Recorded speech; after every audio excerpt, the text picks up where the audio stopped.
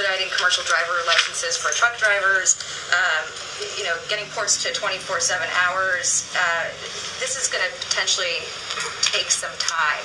Is there any consideration that the president would declare a national emergency, have the military help?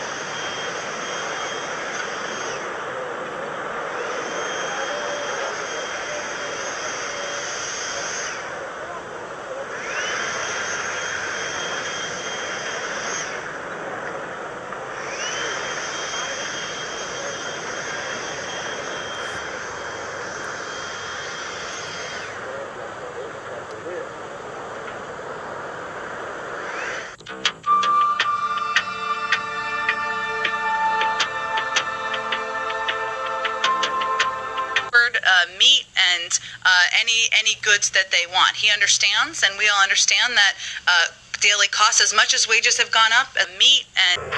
In 6000 BC, a prehistoric megastorm ravaged the shores of the Mediterranean. Tsunami waves as tall as the Statue of Liberty raced across the sea, leveling coastal settlements from Sicily to Israel.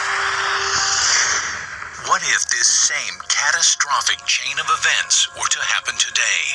Were an event like that to be repeated today would be cataclysmic. We could be sure that all major coastal cities lying at about sea level would be inundated by such a tsunami.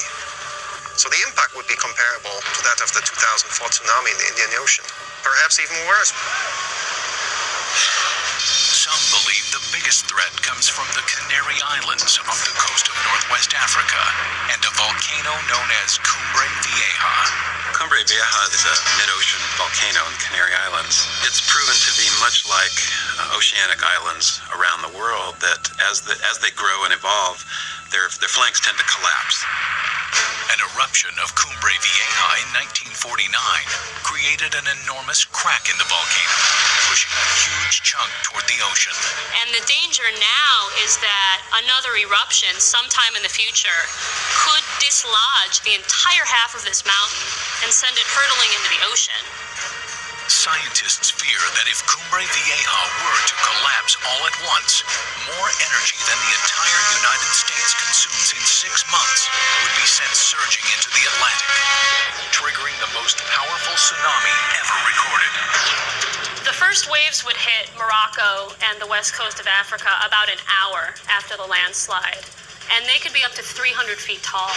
Computer models predict a wall of water more than twice as tall as the Statue of Liberty would hit parts of North Africa, wiping out everything for miles inland. These are just unbelievably large waves that we're talking about. Once you cross to that level of just hugeness, the place is going to be wiped out. The computer simulations showed the next to be hit would be southern Europe. Tsunami waves would then race west across the Atlantic, striking the Caribbean and the Americas, nearly 4,000 miles away. These waves, as they radiate out from the source of the landslide, are traveling across the ocean at jetliner speeds, perhaps in excess of 500 miles per hour. It's going to be like a fat man sliding into a bathtub, and it's going to pound into the eastern coastline of the United States with unimaginable effects.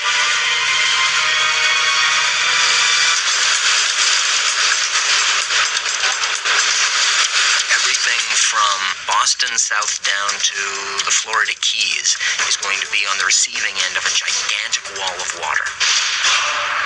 Scientists predict waves as high as 165 feet could slam into shore, pulverizing the coastline.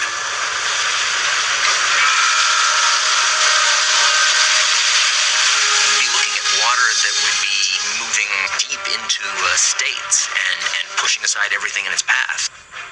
If this tsunami were to strike, hundreds of millions of people would be at risk.